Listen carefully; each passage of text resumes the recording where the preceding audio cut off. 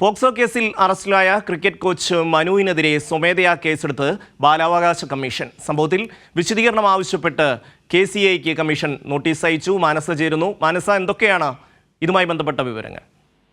ഷമി, കഴിഞ്ഞ ദിവസമാണ് cricket coach മനുവിന്റെ പീഡന പരാതികളുടെ പരമ്പര തന്നെ പുറത്തു വന്നത്. ഇതിനെ തുടർന്നാണ് ഇപ്പോൾ ബാലാവകാശ കമ്മീഷൻ സ്വമേധയാ കേസെടുത്തിരിക്കുന്നത്. 10 ദിവസത്തിനകം KCA വിശദീകരണം നൽകണം എന്നാണ് ബാലാവകാശ കമ്മീഷൻ ആവശ്യപ്പെട്ടിരിക്കുന്നത്. ഒപ്പം കേസ് അന്വേഷിക്കുന്ന ഉദ്യോഗസ്ഥനോടും റിപ്പോർട്ട് സമർപ്പിക്കണമെന്ന് ആവശ്യപ്പെട്ടിട്ടുണ്ട്.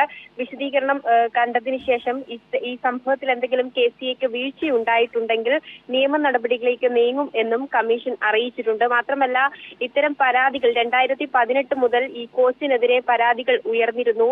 സംഭവം കേസായി കോടതിയിലേക്ക് എത്തിയിരുന്നു. പക്ഷെ പരാതിക്കാരി കേസിൽ നിന്നും ഒഴിഞ്ഞു മാറിയതോടെ കോടതി ഇയാളെ വെറുതെ വിട്ട സാഹചര്യത്തിലാണ് KCAയിലേക്ക് തിരിച്ച് ഇയാളെ എടുത്തത് എന്നായിരുന്നു അസോസിയേഷൻ വ്യക്തമാക്കിയത്. എന്നാൽ അങ്ങനെയല്ല എന്നുള്ള വാർത്തകളും പുറത്തു വരുന്നുണ്ട്. ഈ സംഭവത്തിൽ തേടി ബാലാവകാശ കമ്മീഷൻ ഇപ്പോൾ രംഗത്തെത്തിയിരിക്കുന്നത്. ഏതായാലും KCAയുടെ വിശദീകരണ റിപ്പോർട്ട് കിട്ടിയതിനു ശേഷം തുടർ നടപടികളിലേക്ക് നീങ്ങാനാണ് ബാലാവകാശ കമ്മീഷന്റെ തീരുമാനം.